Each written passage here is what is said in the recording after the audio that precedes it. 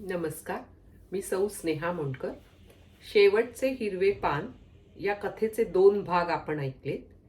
जीएनची ही कथा काजळमा या पुस्तकातली आहे. आता आज ऐकूया कथेचा 3रा आणि शेवटचा भाग, शेवटचे हिरवे पान. इतक्या वर्षानंतर जयू आली ती पाळणा हलवण्यासाठी, सोबत हा सनईचा सुरेल आवाज घेऊन. सनई पुन्हा वाजू लागली. सीताक्काने पाय झटकले व त्यांना आलेल्या मुंग्या घालवल्या. इतका वेळ झाला, पण आज देखील मागचा दरवाजा बंदच राहिला. मागच्या बाजूला स्वतंत्र असलेले न्हाणीघर आज मोलकरणीने उघडले होते. 2 तास राबून तेथून गाडीभर कचरा काढला होता. तेथे पाण्याचा हौद भरून बाहेर एक घंगाळ देखील भरून ठेवले होते. नंतर परसात एका कोपऱ्यात बसून हातावर भाकरी खाऊन ती निघून गेली होती. तिला कोणीच राहा असे म्हटले नसावे. सनई ऐकून येथे रेंगाळावे असे तिला देखील वाटले नसावे. सारी तयारी झाली होती, पण परसात मात्र अद्याप कोणी फिरकले नव्हते. सीताक्काला वाटले, हे कसे? ती एकदम उठली आणि तिने अविश्वासाने समोर पाहिले. मागचे दार उघडले होते व जयूच बाहेर येत होती. इतक्या वर्षांनी तिला पाहताच सीताक्का हरवल्यासारखी झाली.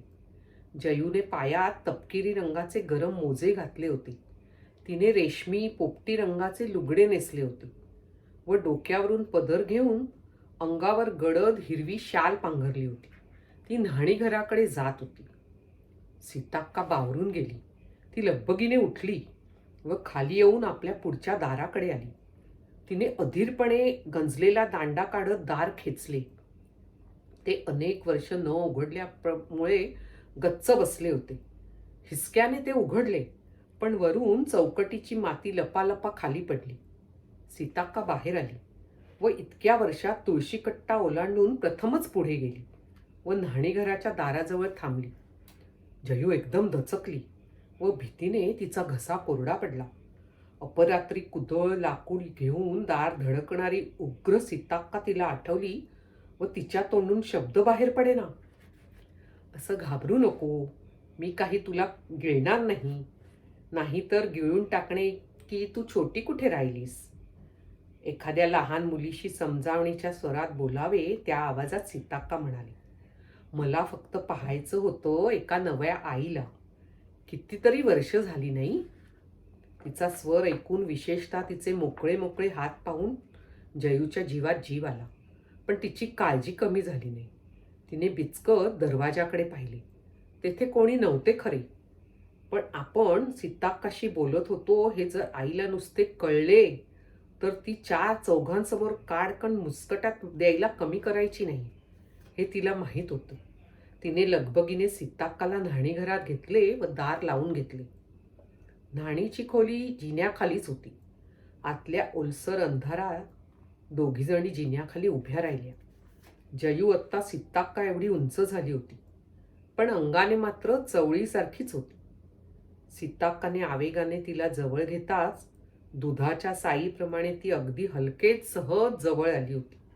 तिचा तेल, हळद, वेखंडाचा बाळंत वास सीताक्काला येऊन भिडला व ती विसावल्यासारखी झाली.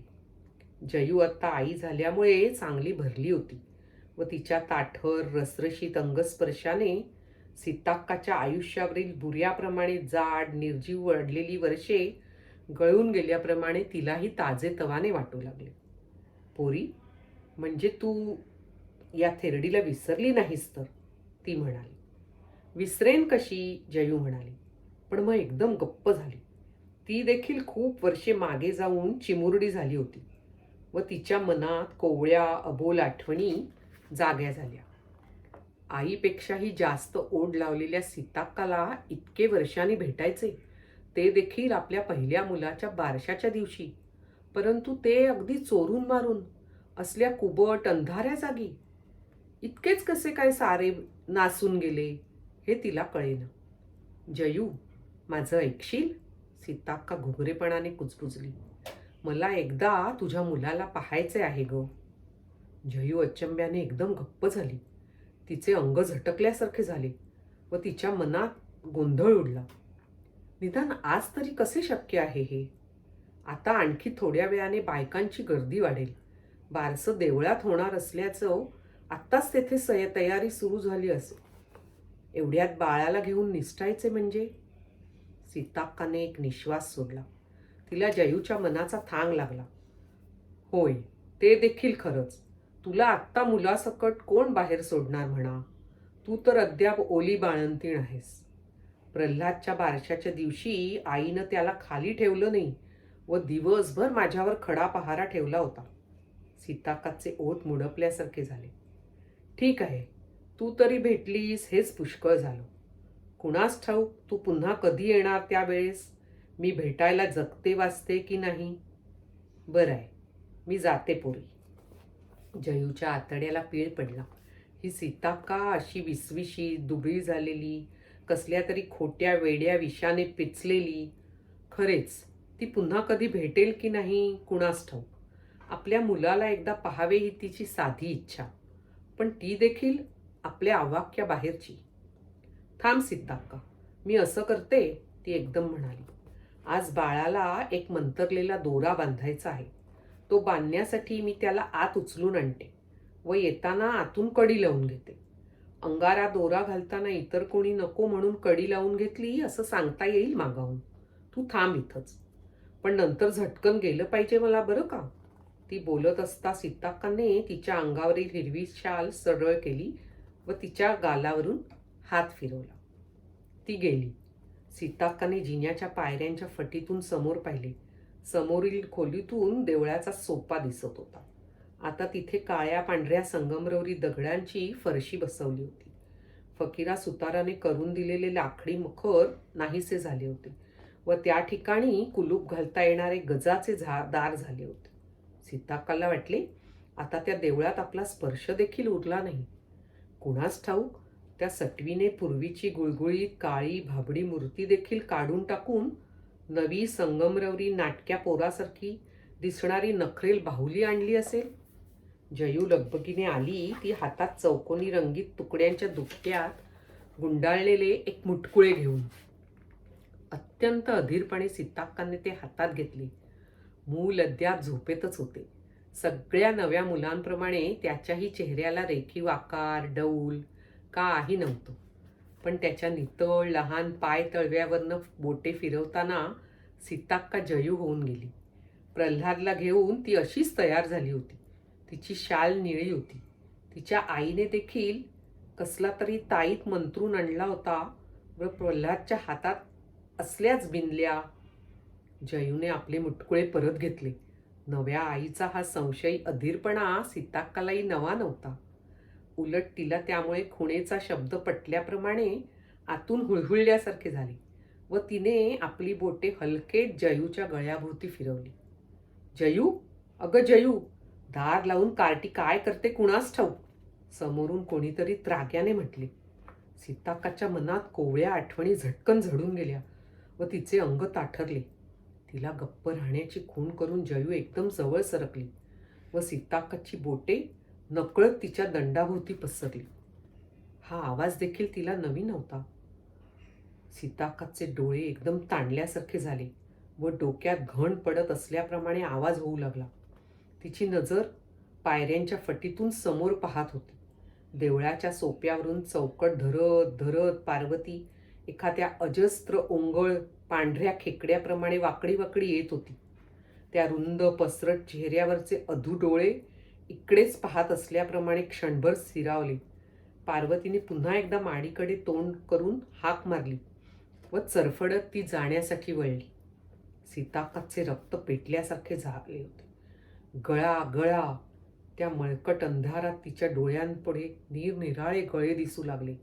मुलाचा करंगळी एवढा, जयूच्या केळीच्या काल्यासारखा गळा आणि पार्वतीचा तो रुंद पांढरा सोललेल्या विषारी कंदासारखा गळा. सीताक्काची बोटे तुंबलेल्या रानवटप्रमाणे त्या गळ्यात शिरली व तिने सारी शक्ती लावून बोटे अशी करकचून आवळली की ते बटबटीत हावरे डोळे त्या चेहऱ्यातून बियांप्रमाणे बाहेर पडले. जयूने हिसडा देऊन दंड सोडवून घेतला. सीताक्काचे एकदम ताठरलेले अंग व दंडात नखे ऋतून उठलेले अर्धचंद्र ह्यामुळे तिच्या जीवाचे अगदी पाणी पाणी झाले. पायांना एकदम वात आल्याप्रमाणे दार धडकून ती धावत बाहेर पडणार होती, पण तिचा दंड पुन्हा धरून सीताक्काने तिच्या कानाला लागली व धापाटकत पुटपुटली. माझं एक शेवटचं ऐकून जा जयू, तुझ्या हिताचंच सांगते. या तुझ्या पोराला माझ्या घरी कधी कधी सुद्धा पाठवू नकोस. वेडाचे झटके येत असल्याप्रमाणे तिचा चेहरा वेडा वाकडा झाला होता. कधी पाठवू नकोस, नाही तर कार्टे पहिल्यांदा मी तुझाच गळा चिरून टाकेन बघ, ती कर्कशप्रमाणे म्हणाली व जयूकडे न पाहताच बाहेर पडली.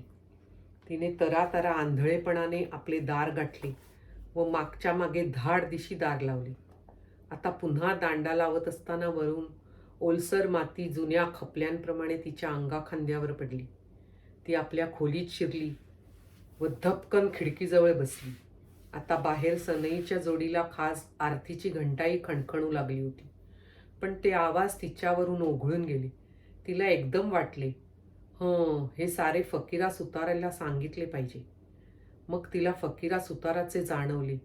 फकीरा आठवला, बैलगाड्या जोडून सोडलेले गाव, गाडीला बांधून मागे येत असलेली पण वाटेतच मेलेली गाय, लहानपणीच गेलेला सावलीसारखा जावळाचा भाऊ, अगदी हट्टाने आपल्या मुलाला ठेवलेले त्याचेच नाव, प्रल्हाद. प्रल्हादचा कवटीसारखा चेहरा, घंटेचा खणखणीत आवाज, प्रल्हादाचा शाळेत जाण्याचा पहिला दिवस, परक्या घरी संपलेले त्याचे आयुष्य, आतड्याने रडत असता त्यावेळी कोरडे ठणठणीत राहिलेले आपले डोळे, सारे काही सीताक्काला भोवतालची एक एक कोळिष्टके चिकटत जात असल्याप्रमाणे आठवले. सगळीकडे भूतांची पावले वाजू लागली. सीताक्काने डोके खिडकीच्या कडेवर टेकवले व हाताने कपाळ दाबून धरले. जयूने तिचा हात झटकला. त्यात पूर्वीच्या सगळ्या अबोली दिवसांचा झिडकारा सीताक्काला जाणवला होता. म्हणजे त्या पोरीला देखील आपली व्यथा कधी समजली नाही. तर ती पूर्वीची जयू राहिली नव्हती. ती आता आई होऊन तिच्याच आयुष्याला कोंब फुटला होता. आता तिची कायमची आपल्याकडे पाठ वळली. आता हे शेवटचे हिरवे पान गळून गेल्याप्रमाणे सीताक्काला एकदम फार उघडे एकाकी वाटू लागले. दत्ताराम, सखाराम, शांता, नमू आजी, शंकरदादा यांच्या खोल्या उजाड का होईनात का, पण बारीक सारीक आठवणी जतन करून मनातील खोल्या तरी आपण नांत्या ठेवल्या होत्या. प्रल्हादने तर प्रत्येक पावलात आठवण ठेवली. फकीराचा विसर पडला नाही. शिवाय त्याच्या गळ्याभोवती फास टाकण्यासाठी तरी होईना पोलिसांना तो हवा होता. ती पिशाच्च पार्वती, तिला अंथरुणाला खेळलेला का होईना नवरा तरी होता. कुठेतरी 2 दिडक्या मिळवणारे पोर आहे, आई झालेली मुलगी आहे. हे सारे जरी तिला नसते तरी तिची गळा चिरण्याची चित्रे पाहात तिच्या द्वेषावर जगणारी, तिची आठवण रात्रंदिवस कवटाळून दिवस काढणारी एक खुळचत थेरडी तरी तिच्या नशिबी आली आहे. परंतु तेवढे देखील आपल्या वाट्यास मात्र आले नाही. आणि या विचाराने एक फार जुने गळू अकस्मात तोंड फुटून वाहू लागावे त्याप्रमाणे सीताक्का आपले थुलथुलीत अतिपिकलेले अंग हलवत आवाज न करता स्वतःशीच रडू लागली.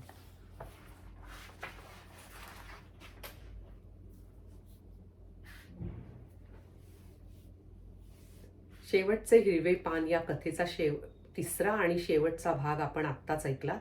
जीएनची ही कथा काजळमाया पुस्तकातली आहे.